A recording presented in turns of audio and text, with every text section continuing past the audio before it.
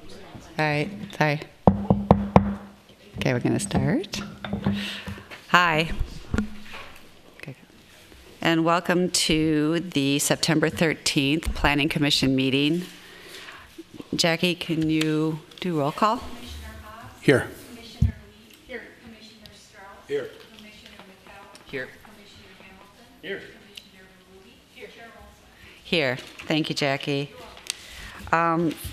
Next on the agenda is to actually approve the agenda, and I was going to suggest that we move the public hearing for the variance before we hear the Grandview Green case study for the lid development. Is there a motion to switch that? To do so. Thanks. Is there a second? Second. All in favor? Aye. Aye. Thank you. Next on the agenda is the approval of the August 30th, 2017 Planning Commission meeting minutes. Any edits, comments to those? Move to approve. Is there a second? Second. All in favor? Aye. Thanks. That approved too. So with that, we're going to move into the first public hearing, which is a variance request at 5401 Blake Road.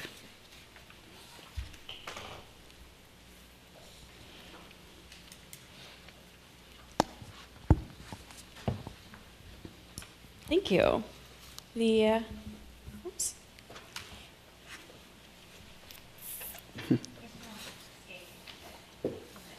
Get into the presentation here. Here we go.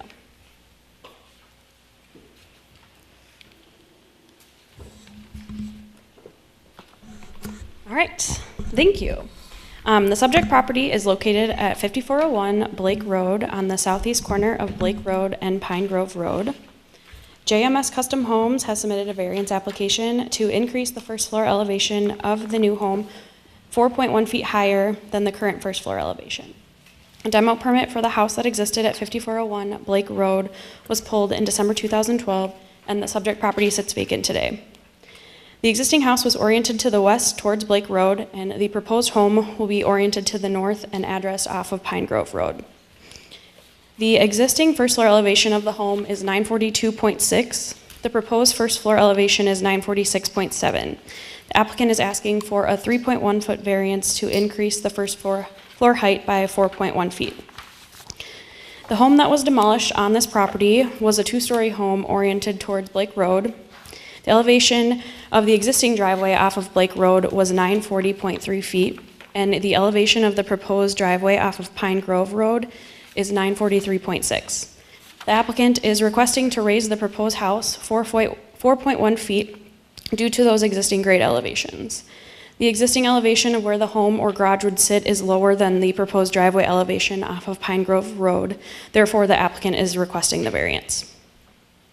The applicant is choosing to orient the house off of Pine Grove Road versus Blake Road due to Blake Road being a busier street. Blake Road is classified as a collector street, and Pine Grove is classified as a local street. The comprehensive plan identifies that access for collector streets should predominantly be to more developed concentrations, and that local streets allow the most access and flexibility. The proposed house meets all other requirements of the code, including building height. The code would allow the height of the proposed building to be at 37.8 feet. The proposed house of the height on this lot is 32.6 feet. Here is the proposed front and rear elevations of the home. The left and the right elevations, this would be the street-facing elevation. Also included a building section showing the proposed ceiling height. The ceiling height would be 7 feet 10 inches in the basement. The applicant also included these existing and proposed conditions, the perspective views on those. I also included a Google Maps view of the existing lot today. This is if you were standing on Pine Grove looking south. There's Blake Road. And this is if you were standing on Blake Road looking towards the southeast. And this is the approximate location of the existing driveway. The curb cut was closed off. This is a file photo of the existing house that was demolished in 2012. Staff recommends approval based on the proposed home elevating the first floor elevation above the driveway to provide drainage away from the home. The proposed home elevates the first floor to the extent necessary to meet the building code in regards to minimum basement height or minimum ceiling height in the basement. The proposed home design fits the character of the neighborhood in height, scale, and mass. There is a number of new homes in the neighborhood and more new homes that will be constructed with the development of Blake Lane. And this request meets the criteria for approval of the variance, given the following. The proposal meets the conditions for the variance. The proposal meets all other applicable zoning requirements, and the proposal fits the character of the neighborhood. And with that, I'll take any questions. Oops, thank you. Are there any questions for staff? Commissioner Adams. Are there any issues in terms of hydrology or drainage in particular on this site that are a challenge? The staff engineer did not find any thing that stood out to him initially. There would be a more detailed stormwater report that would be required with the building permit. Can you show the stormwater management plan that was submitted? It's I think the last page or close to.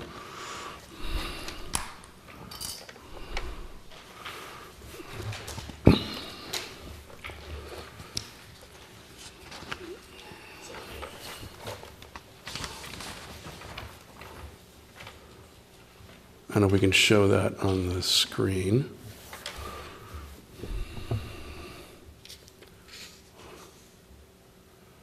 Okay, so in the stormwater management plan, it talks about the builder to install an 8-inch pipe that would connect the roof drains to the. Why are we doing that? The developer had conversations with the staff engineer. He might be able to answer specifics. Okay. I'll wait. Any other questions? Commissioner Lee? What is the proposed new garage floor elevation?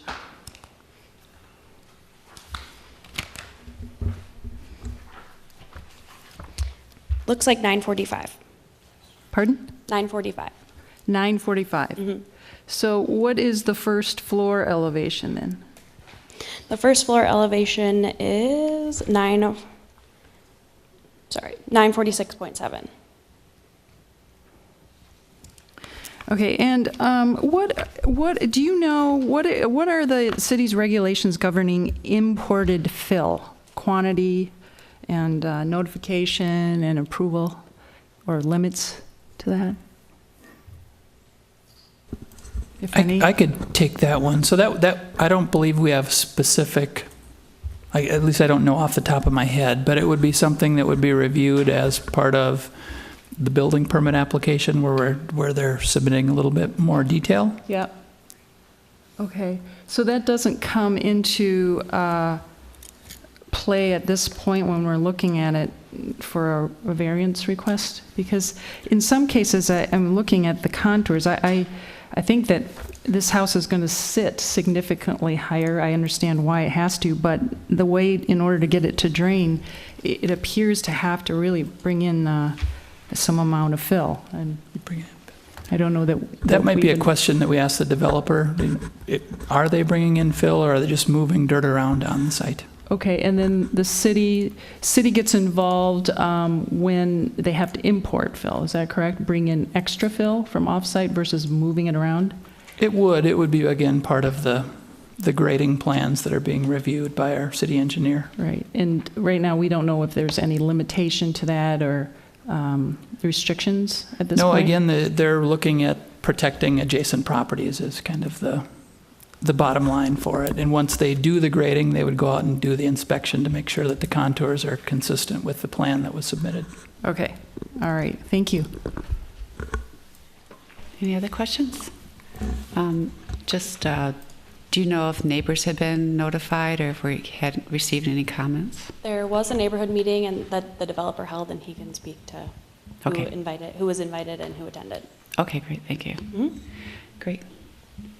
Any others? No, great, thank you. Yep. So the applicant is here.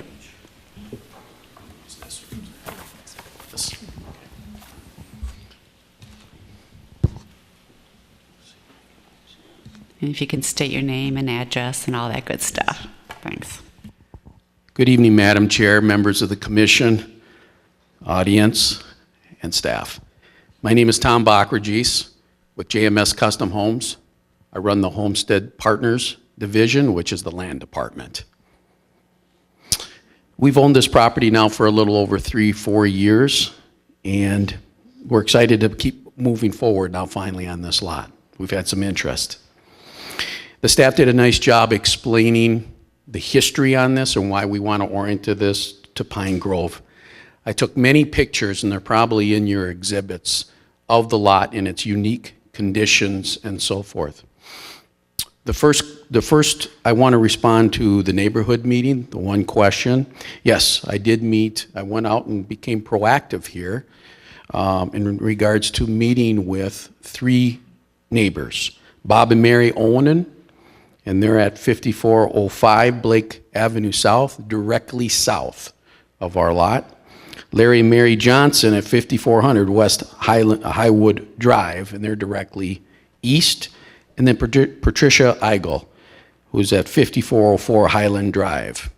So I met with them on August 25th, myself and the VP of Construction, and explained the submittal package, went through what we're looking at doing and so forth, and explained the setbacks and what we're doing.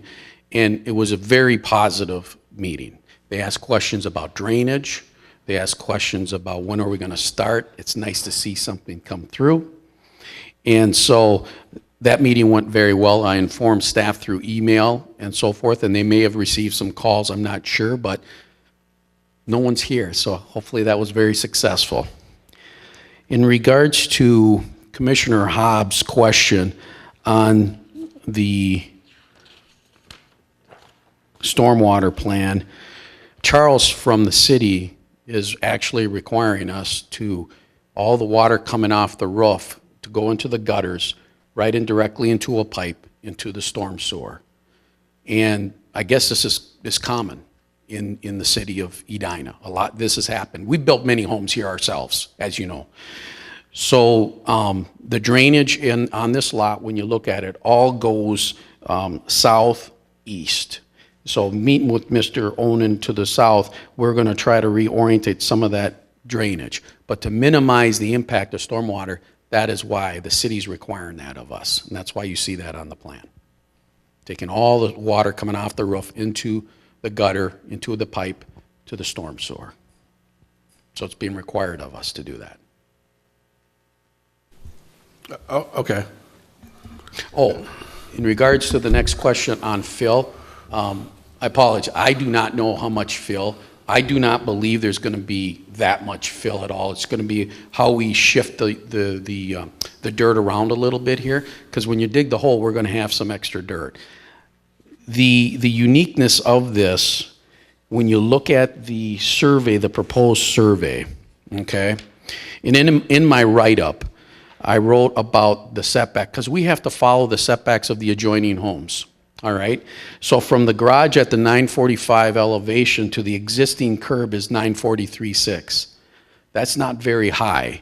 It will sit up a little bit, but that garage is 70-some feet set back from the curb. So you need to elevate the house a little bit to have the water drain away. It's not going to stick out of the ground like you might perceive it might, but it's not going to do that. But we do need a variance because the code is really tight. When you say 1 foot, it's almost virtually impossible when you have existing conditions like this. In regards to the fill, I can let staff know if there's much fill, but I do not believe there's going to be a lot of fill. Well, I get the 1 foot. Yeah. That makes sense, because obviously the elevation on Pine Grove is now higher. But what I'm trying to determine is, you're not asking for just 1 foot.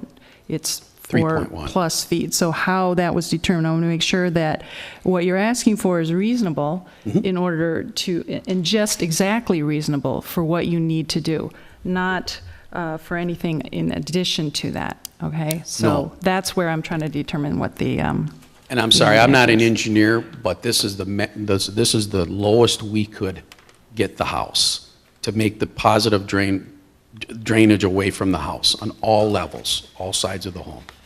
Okay. Do you have any concerns about, it seems like on the garage side, that is very steep. The elevation shows a sheet A1.2 on the right. You're calling it the right elevation. That's some grade drop. Let's see here.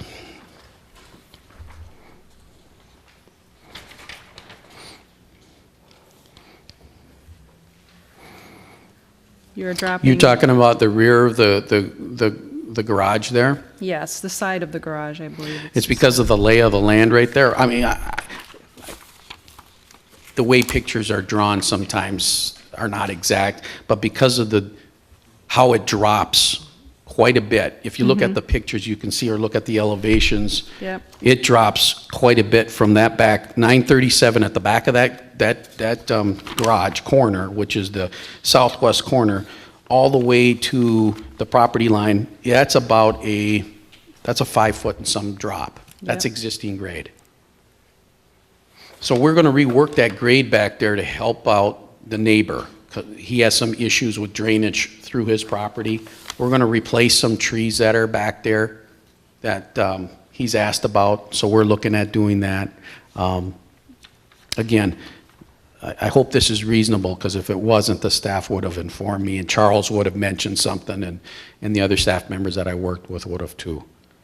So everything really is, I mean, I'm looking at your drainage arrows and everything. Everything is draining right to that property line of that southern neighbor. Yeah. Currently, there's a swale there, and that functions as sort of the catch-all for. Yes, there is a drainage? swale that runs southeast here. There's an actual manhole back here about 2 properties away. Okay, What the city wants me to do, yes, there's going to be drainage naturally off the ground, but they want me to pick up some of that's coming off the roof that are going in the gutter into the storm sewer. So that's what's happening here. okay.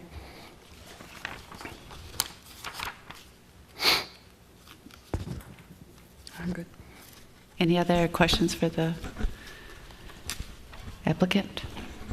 No? Great. Well, thank you. Any more you. questions, I'll be happy to answer. Okay. So this is a public hearing, but it looks like there isn't anybody here from the public who wants to speak. Someone behind you. So is there a motion to close the public hearing? Second? Second. All in favor? Aye. Aye. Thank you. Motion carries. So bring it back to the Planning Commission. Are there any other comments? Commissioner Hobbs? I guess if it is our policy that we're having people take their drainage from their houses and stick it directly into the storm sewer system, I want to know why. I mean, if there's, at least from just looking at this, it looks like there's plenty of room to infiltrate what's coming off the roof. So I would want a better explanation as to why in this particular case. What the city's doing in every case in the new street repaving is putting in a behind-the-curb pipe tied to the storm sewer that the houses at their will can tie into. And I've argued Yeah. that that's, I don't know why we do that. It depends on the neighborhood. Right, Half of Edina is clay and half of it is pure sand.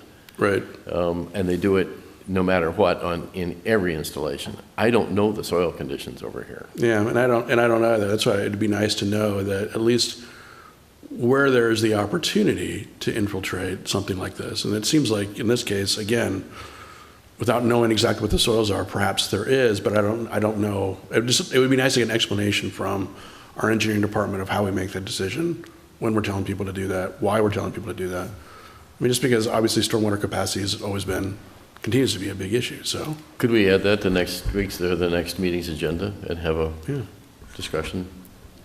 If I might, so engineering staff is currently working on the stormwater management plan for the entire city, and this was something I was going to mention later in the meeting, but we would like to have a joint work session with engineering staff, the city council, and the planning commission to go through that. I believe it is in October or November. We could perhaps take that issue up at that work session with the city council. That's fine. But can you, Carrie, let them know that that's something we want them to discuss? Sure they address. I will, certainly. Yep. Thank you. Thank you. Any other comments? Oh, sure, go. What I do like is eliminating the curb cut on Blake.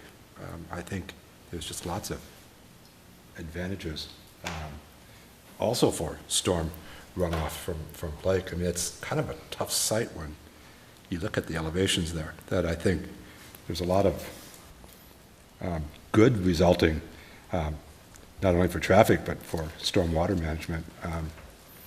And Commissioner Hobbs, I do agree. I'm kind of surprised at that feature. It seems to be opposite, but it'll be good to have that on a follow-up work session, talk to the city. So, thank you. Motion?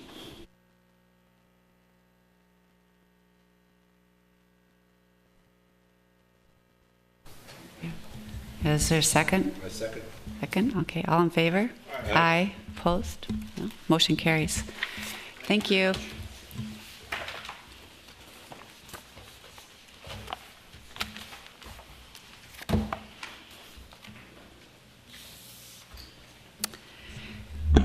Right, so now we're going to have a presentation on Grandview Green, the case study for lid development in Minnesota. And this is being presented by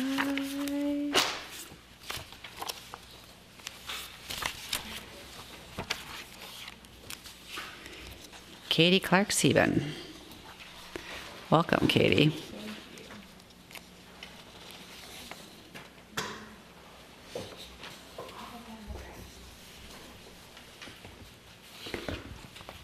Good evening, and thank you for having me this evening. I'm Katie Clark-Sieben. I'm a project consultant working with the economic development team here at the City of Edina, and wanted to provide an update on a project that's in its very initial concept stage, so that we could get some early insights and feedback from this group. I'm also meeting with all of the other city commissions and getting feedback from them as well. So Grandview Green, what are we talking about? We're talking about the potential of developing a highway lid over Highway 100.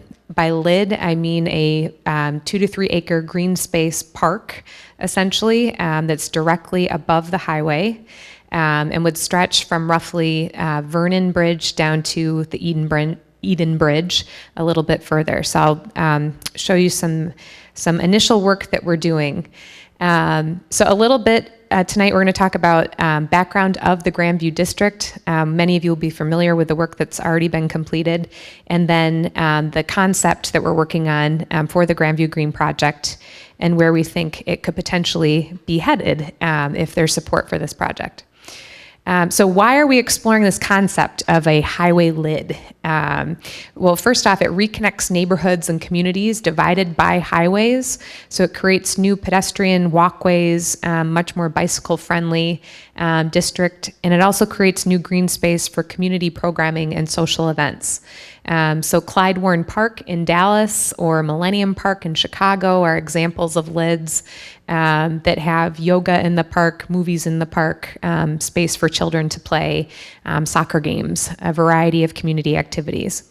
It increases the economic productivity of the airspace above the highway and also land adjacent to the highway. And it enhances sustainability practices through increased stormwater collection, potential solar installations. And this project is serving as a case study for lid development in Minnesota.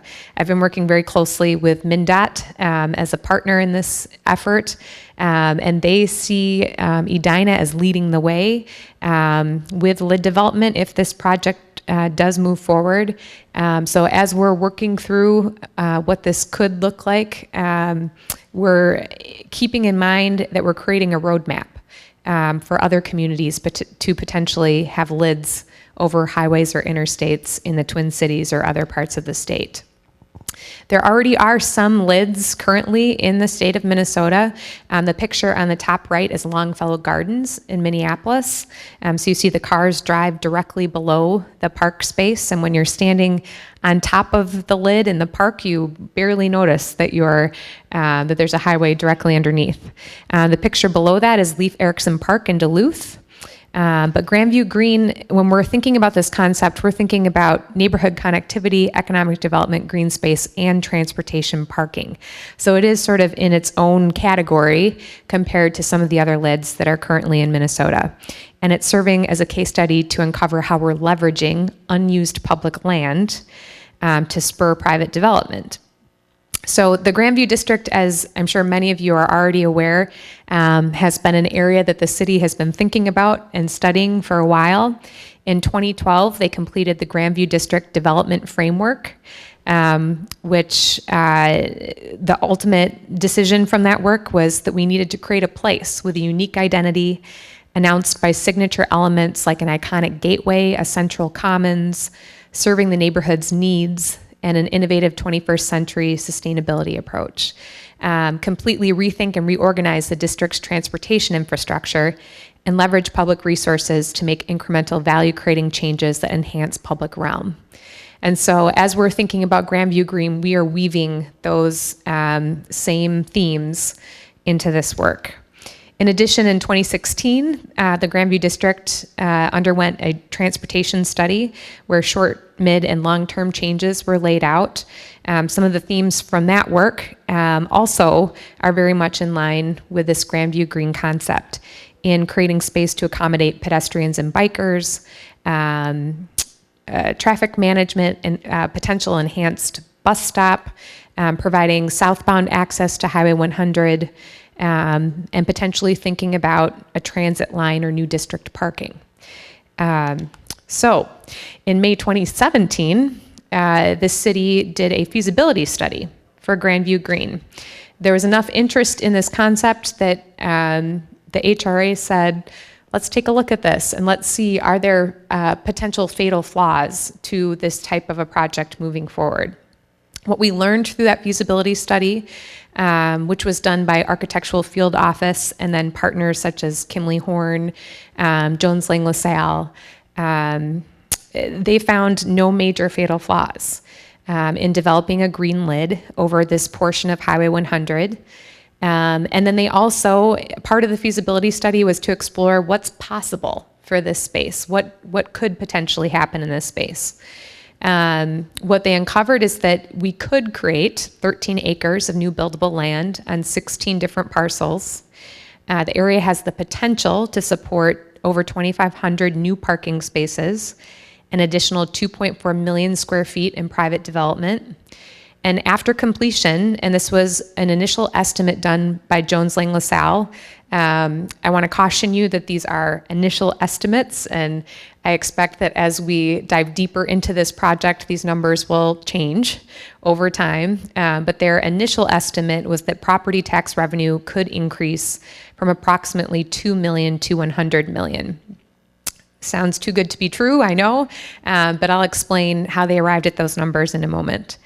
There's also a dramatic range in the level of public investment that could be needed for this project. And by public investment, it could be the city, it could be MnDOT, the county participating as partners.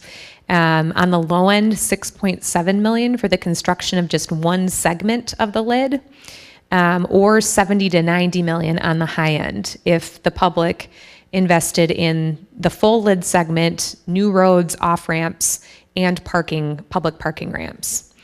The initial economic analysis predicted the public investment will realize a 348% return on investment over a 15-year period, and that's assuming that the public invests $37 million.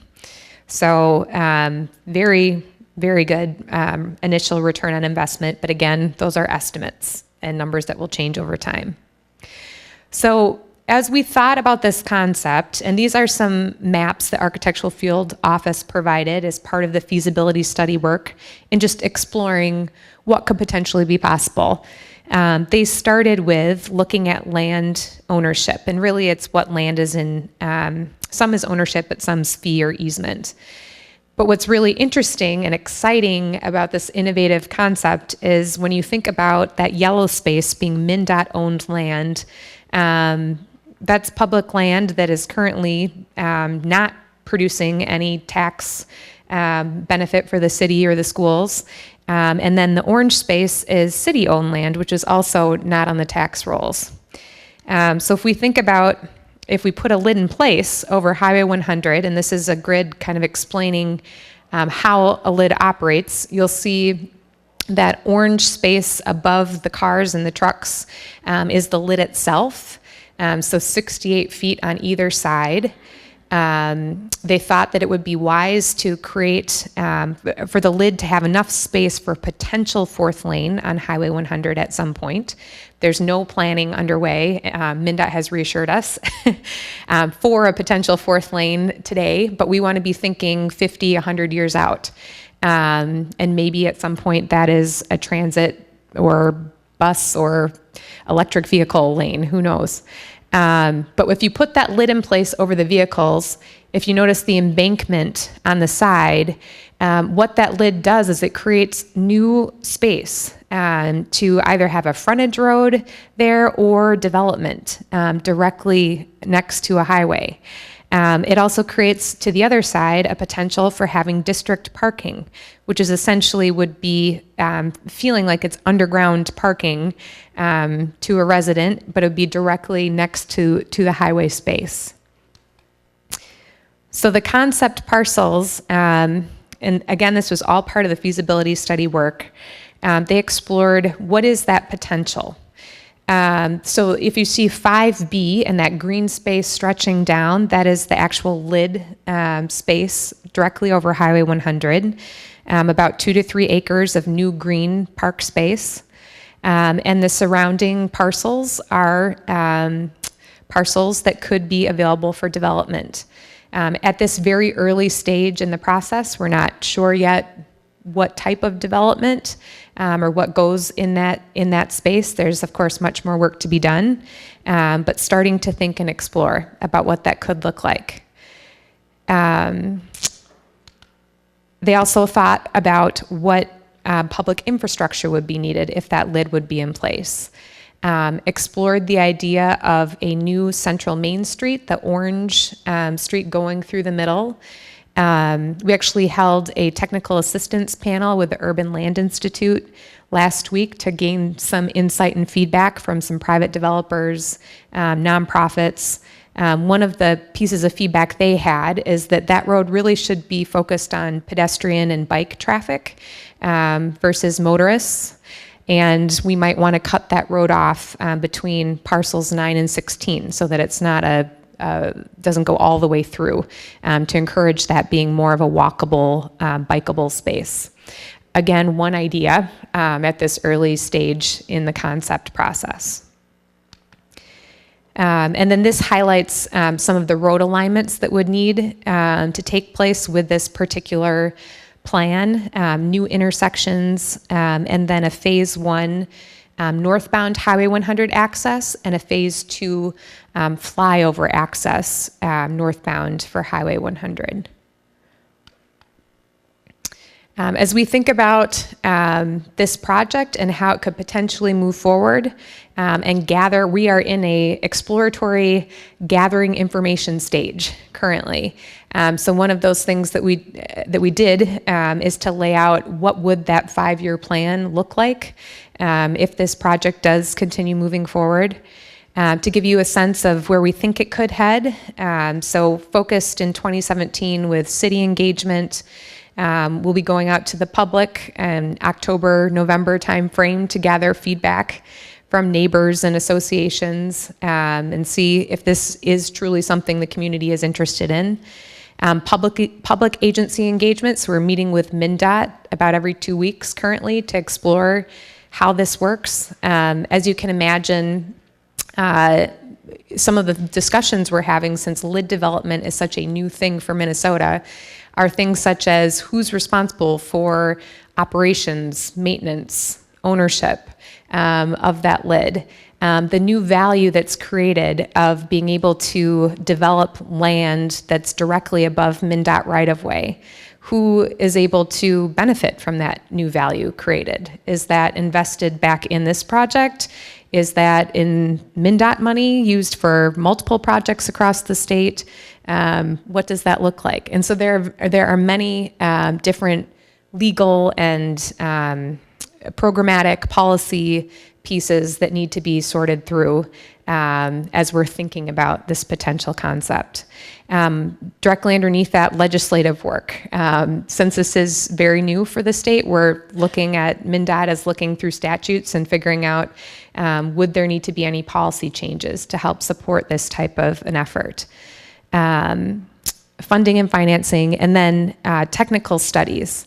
So now that the feasibility study is completed and we found no fatal flaws, we're now moving into a phase of continued exploration with 4 studies, utility study, a transportation study, market study, and sustainability study. So hoping that all 4 of those studies could be done by the end of the year or early 2018 to give us more information that then city commissions can weigh in, HRA can weigh in and decide if this is something that we continue to pursue or not. If it does move forward, we think infrastructure construction could begin in 2020, with building construction in 2020 and occupancy in 2022. We know it's aggressive, but we think it's possible. This partnership, because this is such a new concept, takes many different partners. We've been engaging, as I mentioned, with MnDOT, had meetings with Hennepin County and Met Council just to brief them on this concept and idea and gain their partnership up front. We also have been working with Kerry and his team and would want this to be a normal part of the comp planning process.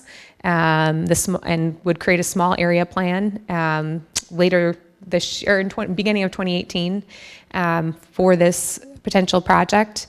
We could explore doing some fundraising. This is a model that's been used in other cities where, using Clyde Warren Park in Dallas as an example, Clyde Warren is the son of a individual that contributed quite a bit of money towards that lid development that helped pay for the amenities on the lid, help pay for the children's playground area or community programming.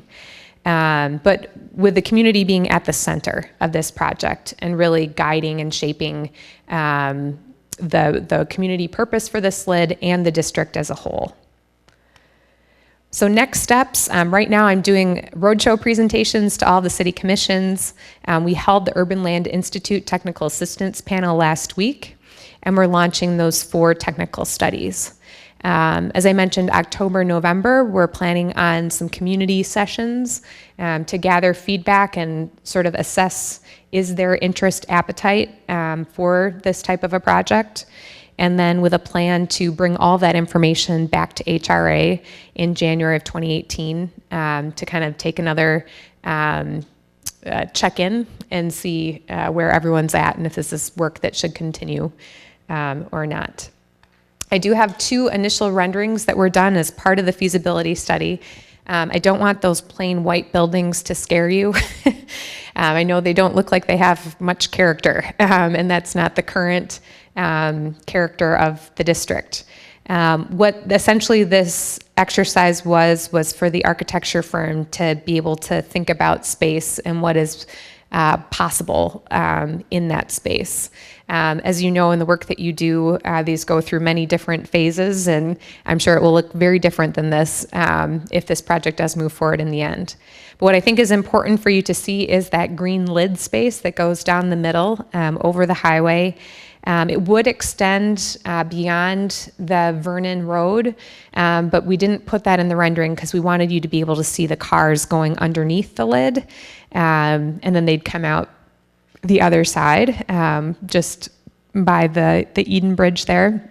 But you can see potentially there's a children's area in the middle. There could be a small amphitheater for performing arts or high school graduations. There's many different uses, potential uses that this new space could bring to the community. And this is the second rendering that gives you a perspective of standing on the lid itself and viewing, potentially those buildings could be housing, it could be some office space or retail, but maybe that's a restaurant that people are eating at, and then a soccer game's happening and children are playing on the other end. So just some initial concepts that the architecture firm did as part of that feasibility study. So with that, I wanted to keep the presentation relatively short. My goal for these roadshow presentations is to hear some feedback from each of the commissions, some initial thoughts that you may have or questions that you may have. We are not able to answer all of the questions at this point in time since it is at such a concept stage, but it will at least help me and guide me in the work that I'm doing to make sure that we're thinking about those things as we go through this process and exploring any questions that you do have. So with that. Thanks a lot, Katie. Yeah.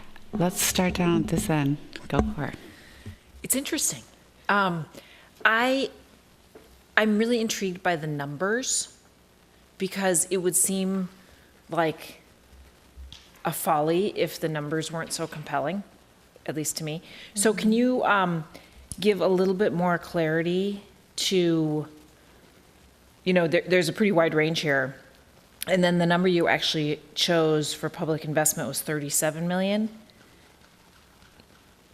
And then a 348% return in 15 years. Where does the 37 come from? Yep. So this was an assessment, economic analysis that Jones Lang LaSalle put together as part of the feasibility study. So they were assuming the public investment of 37 million, which was a combination of lid construction that the public would be investing in, as well as the 25 million towards road upgrades and that, the flyover that you saw in those architecture plans. So they took those plans that Architecture Field Office put together and tried to put some numbers to it. The 348% return is over a 15-year period. We would begin to see returns in year 5. So yes, very, very favorable. I just caution, I don't want anyone to get attached to those numbers at this early of a stage in this project, because there's so many steps that will have yet to be taken, but at least gave us some sense of what transportation infrastructure may cost for the lid, and what we might be looking at from a public investment. So the difference between the 37 million and the potentially 90 million, that 53 million, that's for the second lid, the second part of the lid, and then what else? And also district parking. So Okay. if public paid for all of the parking versus having private development put that in. Okay. And when you present this to the other commissions and then eventually to the public, is the approach the aesthetics in connecting neighborhoods and creating more green space? Or is it the possibility to create 13 acres of taxable space? Yeah, I think it's both. So the commission presentations, I want to give you the broad view of the total project. When we start talking with community about this project, I think initially it's that, what is a lid? Yeah. It's not a well-known term, and trying to help, we're looking into if the U of M Design Center could help us for a low cost, create some sort of 3D model of a lid, so people could help them to see and understand how that operates and what that looks like. It's a little hard to wrap your brain around it. Yeah. So, I think so much of the focus has been around the lid and the new opportunity the lid creates, because that public MnDOT right-of-way is becoming available for development because the lid's in place. So without the lid, those parcels can't be developed. Yeah. Except for, there's a few parcels that Edina owns that could Yeah. be developed. Yeah. It's pretty So- interesting. So who initiated this thought? Yeah. You know, and I don't know if Carrie may have more history than I do. I mean, I think from my knowledge and add on, it was a combination of that 2012 Grandview District plan and then the 2016 transportation plan. It's mentioned in that plan. So it was Edina, Yeah. it wasn't MnDOT or Hennepin County or State of Minnesota or U of M. Edina has decided to go forward. Okay. That's right. So, and it was the city council that has, authorized this study. Yeah. Okay. Good. It's interesting. Really interesting. Do you have any comments? Questions? I don't want to be accused of being a small thinker. I like big plans, I really do. But the place that I start is this the place in Edina, adjacent to the country club, that you really want to have major commercial development? When you look at the city as a figure ground study, is that the place that should have intense development? That's the first question. The answer for me is the place that should have intense development is Southdale. Southdale is an emergency. It's about to collapse. We know that. Everybody tells you that retail is in serious trouble. Imagine Southdale on a 220-foot grid with 12 blocks of 20-story office towers in it. And that's the new downtown. When you look at a figure ground study of Edina, that's where the new downtown should be. When you look at Grandview and you look at the surrounding residential piece, you say that isn't where the new downtown should be. That's the first thing. Edina is not afraid to think big. They thought big in Centennial Lakes, and they did some really marvelous things, and what they got out of it was pinstripes. If somebody puts $37 million into something, then don't show a 4-story building. It's a 40-story building. It isn't, you don't spend $37 million to build the front lawn to the Onyx. You spend $37 million to build the front lawn to something that is powerful, I think. So I wonder what would happen if you took $37 million and you went to, Simon's Properties, and you said, let's partner together and envision Southdale and put all the team power together and say, this is downtown Edina. With $37 million of backing, what could you do here? It seems to me that the driver that is here that began this is the city owns a bunch of land and worked really hard to try to figure out what to do with it. And the biggest, best, brightest idea they came up with was the lid, and it is a big, bright idea. It is a delightful idea. But given the limited resources in the world, is that really where you want to spend them? Because if you look at any cloverleaf on any freeway at any city in the United States, you end up with the same answer. You could do exactly the same thing at any freeway interchange and achieve another 13 acres of buildable land. Is this the freeway interchange that should be done? To me, no. So you bring up a really important point that the Urban Land Institute Technical Assistance Panel also provided some insight and feedback on was what is the identity of this district? What do we want this district to be compared to 50th in France or Southdale or some of the other areas of our city? And so that's something that we need to create and decide what is that identity of this space.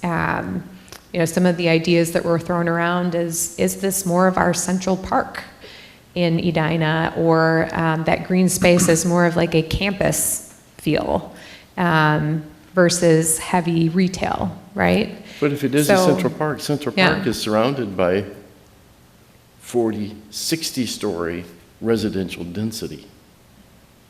That's why it's there and that's why it works. You're surrounded by half-acre sites in the country club district. They could go walk their dog. It doesn't, and if you were going to suggest what you were going to do was going to build the sort of density around it, I think you might see some resistance from the folks whose backyards we're getting a fair amount of pressure on a 5-story building that isn't nearly as close to single-family homes as this. So I'm a little mystified.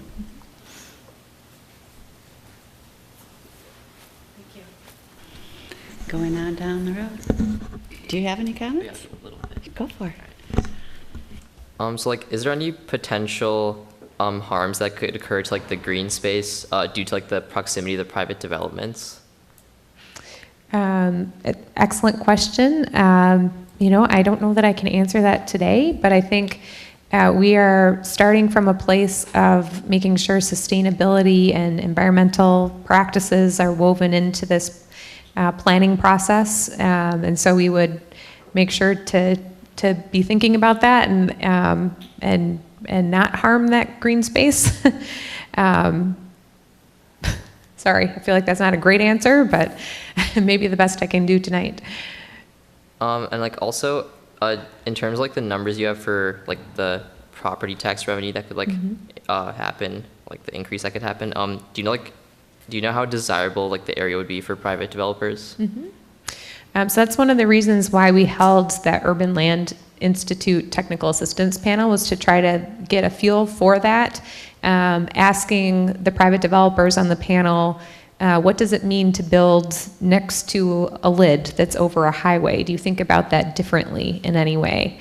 The initial feedback, and there will be a full report coming out in November from that work that will be available to the public. Some of their initial thoughts is they saw that this was even more attractive because of that green space. And knowing the land value in Edina is very, valuable and attractive to many developers.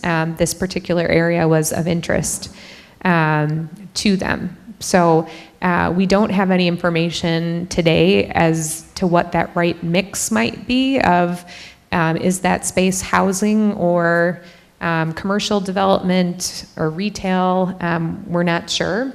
But we at least learned and heard that this would be of interest to developers. Thanks. Thank you.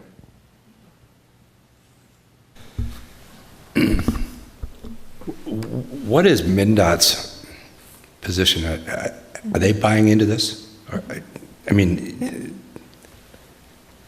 I'm glad it's not a tunnel, which just suggests to me maintenance issues and regular backups and closures and whatever. And this idea of a lid is exciting. And to me, if MnDOT is a vigorous and a supportive partner in this, that would be huge. The idea that Commissioner Hamilton has, I mean, whether this would be necessarily the first or best place to do this, I'm more of the opinion as a starter or as a test or as a pilot project, it's probably on a scale that isn't so impossible. And then what it could, I think freeways have been these travesties to cutting off downtowns, St. Paul, I'd love to see the capital with the downtown, connected by just sort of a project. So, yeah, I like, if MnDOT is in there and they see this as not an obstacle or a hindrance to them moving traffic. That's going to be big. And the idea of it, let's do this, show it, make it work. I think it might be an important way to sell it too. Thank you. Yeah, thank you. I can provide a little background on MnDOT's interest. So previous to this role, I served as the commissioner of the Minnesota Department of Employment and Economic Development and was peers with Commissioner Charlie Zelli of MnDOT. This is something that he is particularly interested in exploring, and he's created a new office within MnDOT called the Office of Community Connections that is dedicated to exploring LID development. And so Cyrus Knutson leads that office, and he's who I meet with now twice a month, and he brings in team and other city staff join in as well. But they really see this project as the case study for how LID development could happen in Minnesota. There's a grassroots nonprofit that's been organized in St. Paul called Reconnect Rondo, from the Rondo neighborhood that has a deep history of how the interstate divided that community by race, by economic opportunity, and is very interested in pursuing a LID in that space. And so we have been a partner with them in sharing, here's what we've learned from our work and our feasibility study, where Reconnect Rondo, MnDOT, and Edina are sitting in the room together and learning and thinking together. So it truly is Edina leading the way with this concept if it does move forward, and is helping MnDOT to think through how this could work in other parts of the city and state.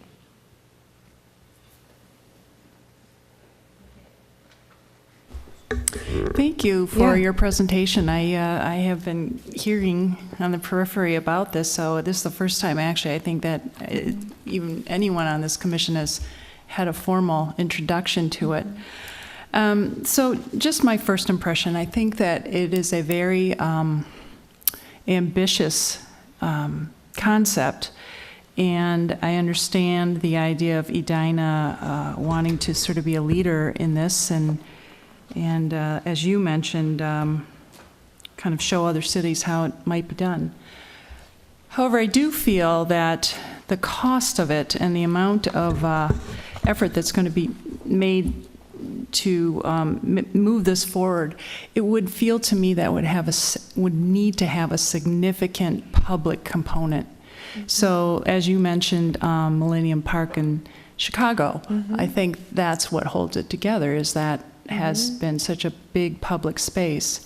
I don't think it just means a little tiny green walkway path for pedestrians or a little splash pond for the kids, because it is so visible and it is such a engineering feat. So that was sort of the first impression. And then I think there still is that lingering sense that if there is such interest in sort of bringing in all these partners, both from a public and private component, what if we could do something similar like that and invest it in somewhere where we already have the infrastructure that really needs this kind of attention, which would be Southdale. We have a huge mall there. Granted, it's privately owned, but I truly believe if everyone got on board, public, private, and whatever, we could essentially have the same things that we are hoping for here.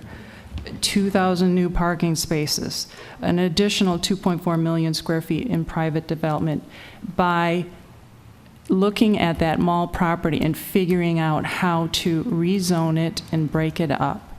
Does it mean that the city or MnDOT or other partners need to look at how the streets are structured, how we label them, what's going to be public, what's going to be the city's responsibility, what will be private? Yes, but I think until we do that, we're just kind of playing a waiting game, and to do something like this seems to be almost a distraction from it. So I admire all these things. I too question whether this is the right place to do this and the right time. We have a lot going on right here, so.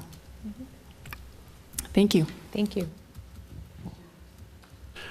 I am all for creating new real estate. I mean, I think that's great. And I think for doing it in the right place is even more important. And so I agree with Commissioner Hamilton and Commissioner Lee. And of course, from my standpoint, I mean, what's happening at Southdale, you heard me last time, and we're going to get Shake Shack to death, what's happening at Southdale, and that's making me crazy. So I do want the city to really pay attention and pour the coals in terms from an investment standpoint to developing Southdale in a way that's going to mean something decades from now, generations from now. And even from a lid standpoint, if I was going to put a lid in Edina, I put it at France and Crosstown. You know, the land right there is already constrained. The north side of the Crosstown is an area I can definitely see is going to be redeveloped at some point in the future. That makes a lot of sense to me. So I don't know if we looked at that as a potential lid, but and maybe you know the answer to that, or Carrie, you know the answer to that. I don't believe that area was looked at for a lid. If I could provide a little more background too, part of the seed of this started with the Grandview study that went on back in 2010. You recall that there was a bridge over Highway 100, the idea being to connect City Hall up with the senior center, and this becoming kind of the civic center of the city. So this idea kind of expands on that, you know, and so whether the density, there may be higher density on the west side of Highway 100, given there is the residential on this side. So that's kind of where the idea started. This is a way to, you know, that's an expensive bridge to make that pedestrian kind of connection. This would be one way to pay for it. To touch on the density question, so this area, it's all guided for mixed use in the comprehensive plan, and it does allow up to 100 units an acre. So the current comprehensive plan sees this as a more densely developed area. That said, the highway itself, that has a, let me check here, it's a highway, limited access highway. So we would have to re-guide the actual roadway bed. It would make sense to re-guide it to the MXC since it's mixed-use center on both sides of the freeway. So we would essentially be connecting those, but that would take an amendment. The idea here is this lid study is to tie into the comprehensive plan using the studies that were meant, that Katie mentioned, with the 2010 blueprint for the area, the transportation study, kind of taking those documents, this work that's being done, and then taking it out to the public. That is going to be started here as part of this lid process, but in 2018 we'll really ratchet this up so it becomes part of the comprehensive plan. And I really do appreciate how this kind of the history and how it started, but you know, and thinking about the comprehensive plan and thinking about an investment at this scale, if we're going to do that, I really want to look at the whole city. Where's the best spot to put it?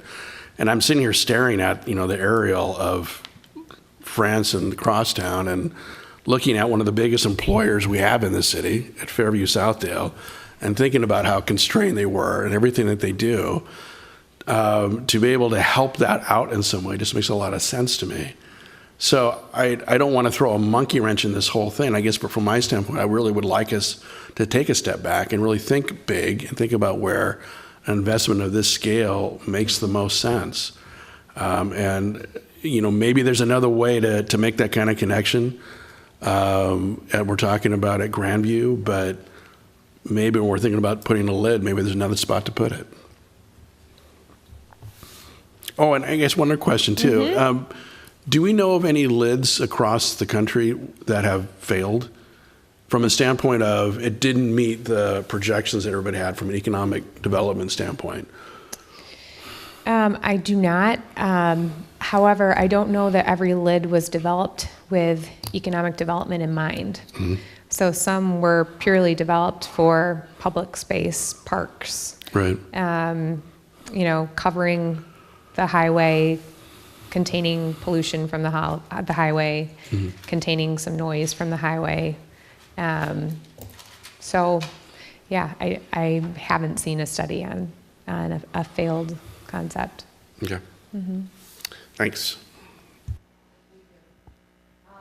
Well, just following up, I kind of had the same comments that I guess, I've been hearing about this too, and it is exciting. It's a great idea, but I think that we should have maybe taken a step back and look at the whole city and where does it make the most sense? Where is there really, that disconnect between areas? And I guess I never felt that there was a huge disconnect, across the highway here to the City Hall site. I mean, I know that there's a lot of land there that could be developed, but it seems like that could still happen even without this lid.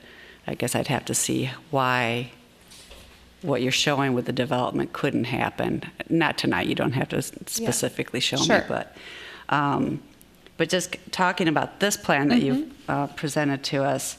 So I think, Carrie, you might have started answering one of my questions, but when you come up with the amount of tax revenue and all the development square footage, what was the guidelines that were being used? Is it something that's allowed today, or was it assuming higher density development? I'm looking both ways. Do we know? Yeah, I'm not sure exactly what densities were run as part of this study, but I can tell you as part of the transportation study that was done within the last year or so, they looked at a series of densities, ranging from 50 units an acre to 75 to 125. So the densities that were considered as part of the transportation study were actually higher densities that are, I think, contemplated here. And so when you're talking about that, the transportation study, were they showing development of all this property? I mean, No. I guess I just want to be as realistic as possible, or, as you move forward, document where you're getting these numbers. Not specifically in the right-of-way. Yeah, we have a full economic analysis. I just don't have the Got it. document with me tonight, but the Jones Lang LaSalle had a certain price per square foot analysis that was factored into these numbers. So I'd be happy to get you a copy of the full analysis. Okay. And then I know you keep mentioning too that this is the case study to see how you leverage unused public land over private to spur private development. So will this be the first instance where development would be allowed, over right of way? Because I know that MnDOT has not always been supportive of that, and plus their hands are a little bit tied with the federal regulations. Have they been brought into this mix? We would not need to bring federal into this mix since it's a state highway. They don't have any funding in this at all? Okay. So is that what's leading you then when you were saying legislative and all that? Is there something that has to change to allow that private development to be on?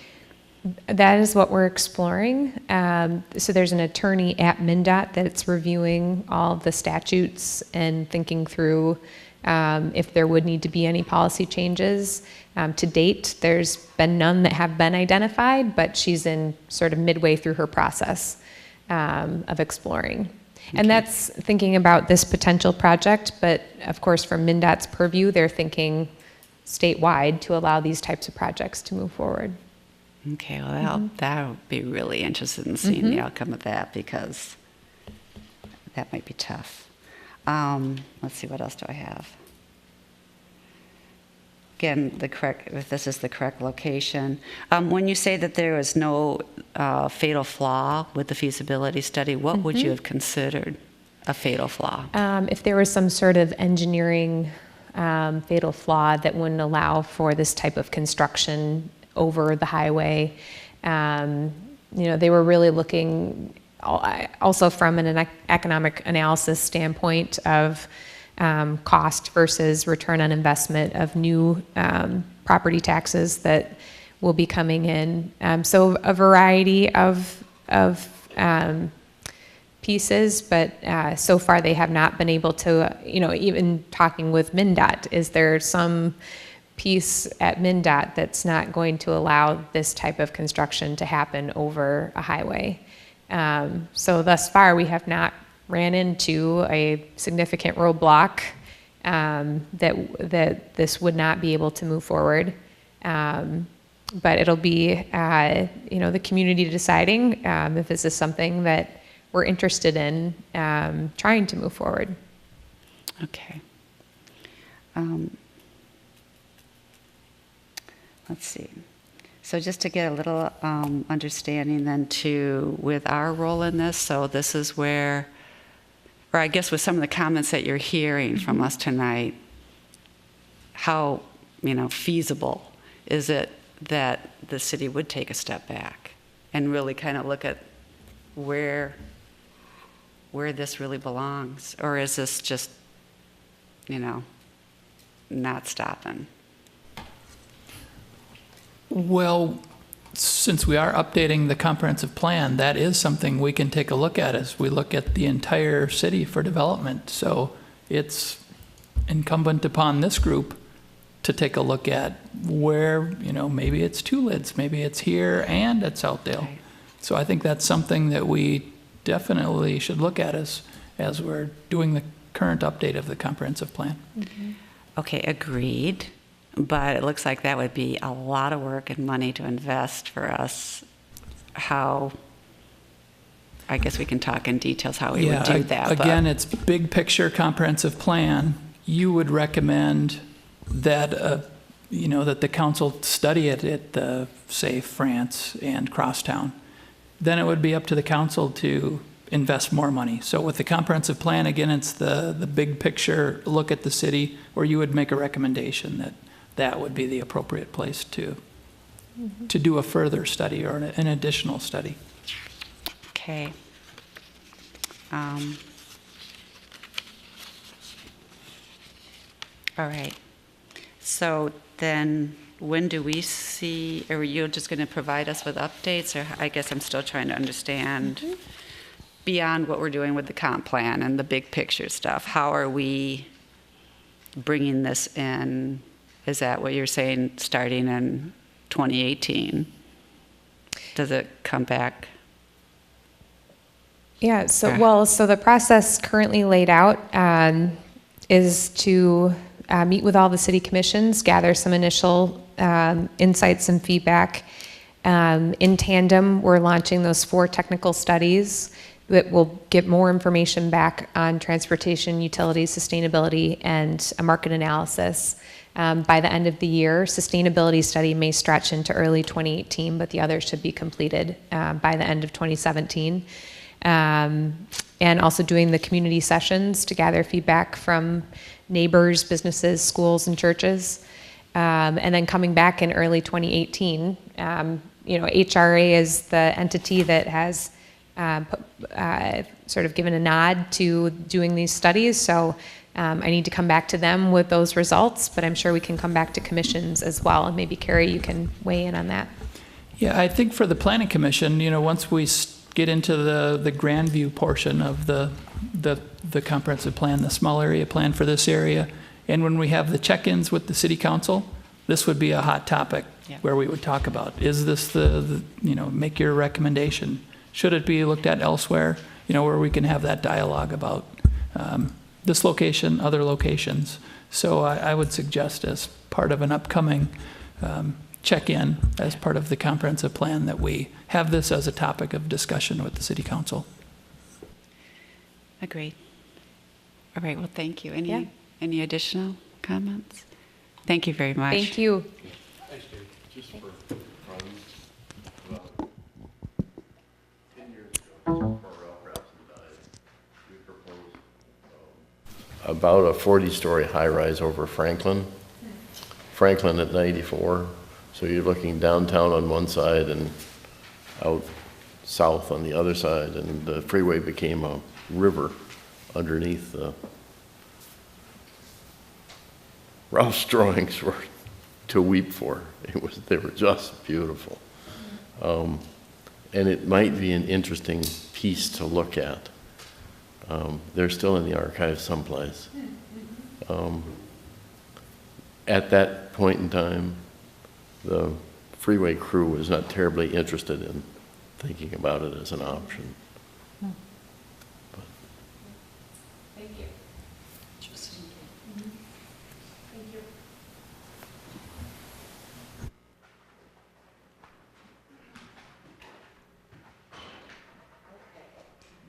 Lost my agenda. Is it,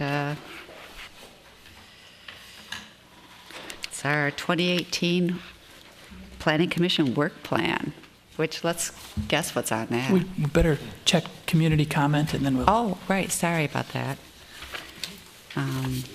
sorry, but even though there's nobody out there. No. Yep, and I usually always like catch that, but, okay, so this is the time for community comment. Is that, do you think he just stepped out? Is that, Yeah, yeah. He's a member of the Transportation Commission. okay. All right, so this is an opportunity for the community to comment. Is there any community members that want to comment? Nope, seeing none. Well, Are we of the belief that he had a comment? I don't believe so. I think he was here for the lid. Okay.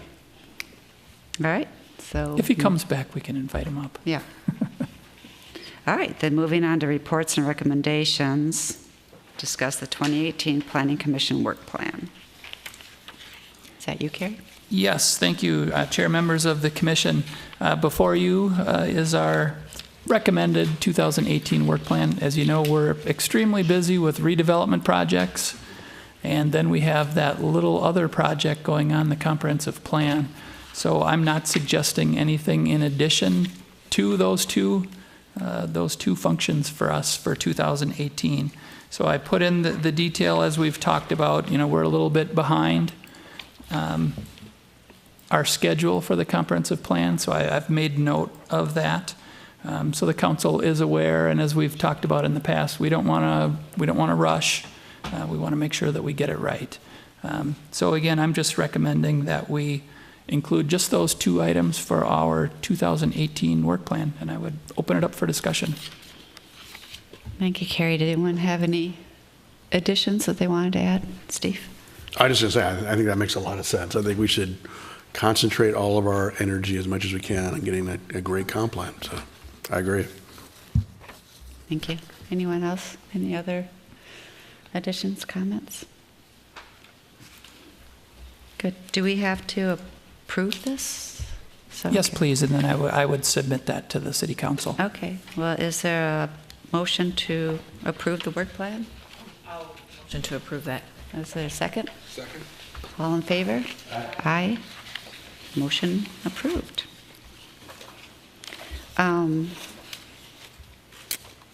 No correspondence and petitions. This is, now I'm going to put you on the spot. Sorry, we kind of jumped right into it, but welcome. And do you want to just, again, state your name and where you came from and all that good stuff? I'm Anand Mittal. I'm a senior at Edina High School, and yeah. Yep. And how did you hear about joining the planning commission? My brother was a part of the commission when he was a junior and senior in high school, so I kind of like followed in his footsteps and joined planning. Carrying the family tradition. Right. Okay. Well, welcome. It Thanks. was awesome that you already jumped right in. with Thanks. them. We love that. So always do that. It's awesome. Great. Any other comments that we have? Commissioner Lee. Just wanted to share a little update on the 70th and Cahill Small Area Plan. So this Friday is the deadline for submitting applications for the work group.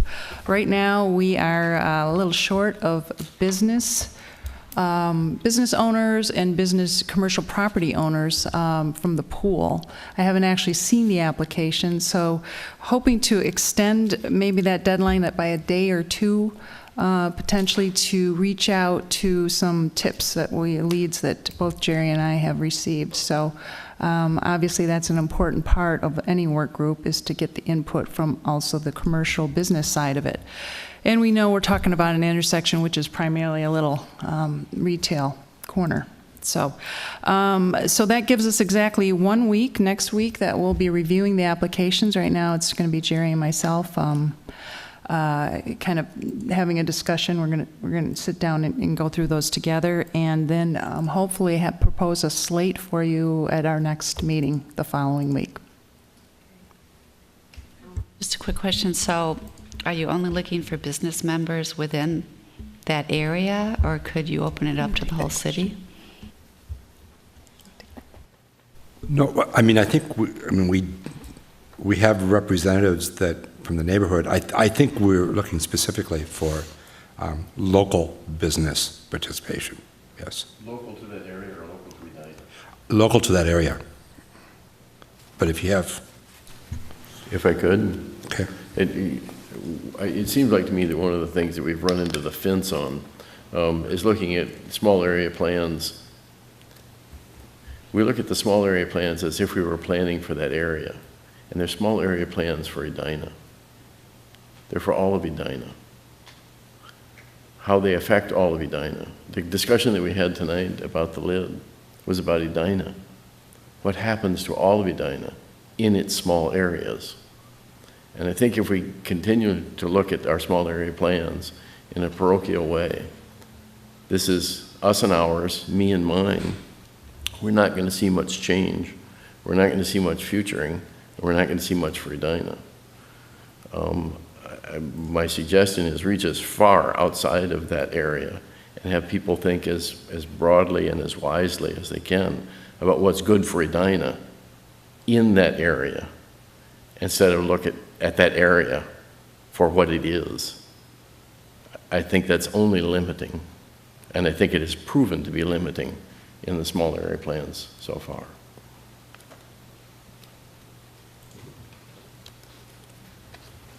I would agree with that. I think that in our description for applicants, in fact, we probably had more of a discussion about the residents, but we actually said that we wanted not just residents in that area, but outside, because we were looking for input as to what would bring you to this area, and what are your perceptions of this area, even though you don't live or work in the area.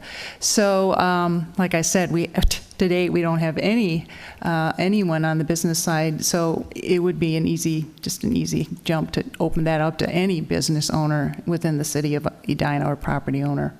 So I think that's a great suggestion.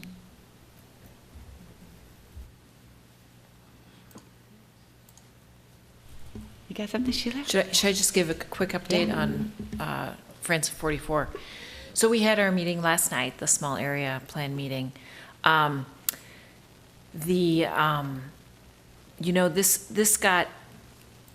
This whole plan got a little complicated because there was the cleaner site, which, it had a seller, had a buyer, and then I think it got somehow integrated with the small area plan, and people got confused about what the whole conversation was about.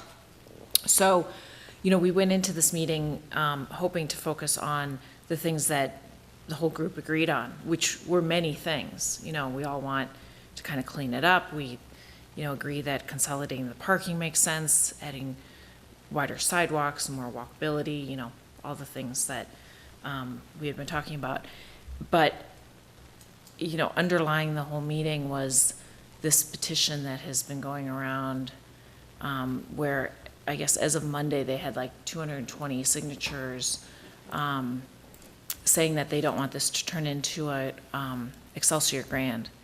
And it's, I think there's just so much fear, because when you look at it rationally, no one's saying it's going to turn into Excelsior Grand. And so it's kind of frustrating because there's so much activity going on behind the scenes that we don't have any really idea of what's going on, because it's all within these websites and private messaging and things that we're not privy to. And it was a little frustrating because I think, I found out after the meeting that just about everybody at the meeting, except for me and Jimmy, knew about some of this association minutes that had been going around, and yet no one told us. So there are things like that that just feel, it's really discouraging. But I think when you think about all the things that we have in common, all the things that we're agreeing to, there really are a great many things. And what the situation is getting hung up on is that cleaner site, and the fear that that's going to be, just a slippery slope, and it's going to all turn into Excelsior and Grid. So we're continuing to work through that, and we have a community meeting tentatively planned for October 16th, but it depends on, being able to secure the location. So we'll finalize that. And then in between now and then, we'll kind of be working through primarily emails. I don't think we're going to have another small area group meeting between now and then. But, kind of trying to come to some agreement. And we have, Jimmy and I have tried to steer them away from having numbers in the small area plan, just because, we can put numbers in the zoning, and the Met Council doesn't want numbers, and this is more of a guiding, high-level principle document, but I think we're going to end up with some numbers probably, so.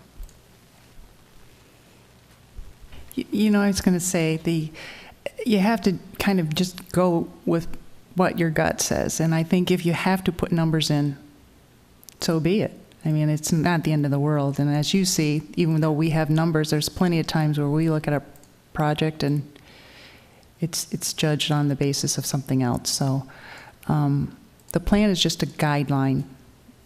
And I think from the small area plan, I think the elements of that plan that fit into the comp plan will be incorporated.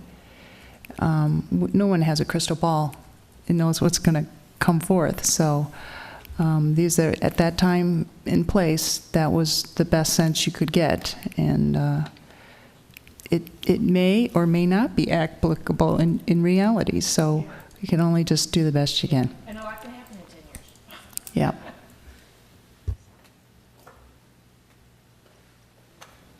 Just gonna add, so did you hear this at your meeting while you were still there, that everyone knew but you and Jimmy? Oh, no, that was just afterwards, when I realized that these things have been circulating around. Okay. It was just discouraging. Okay.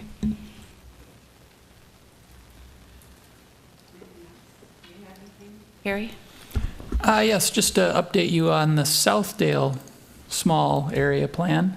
I've been meeting with the consulting team and the co-chair. We are hoping to have a contract and a scope of work before the City Council on October 3rd, so we would begin the next phases of that plan. Hopefully late October, November, so we can get moving on that. Also, just want to give you a heads up, on the 27th, we will have a very heavy agenda.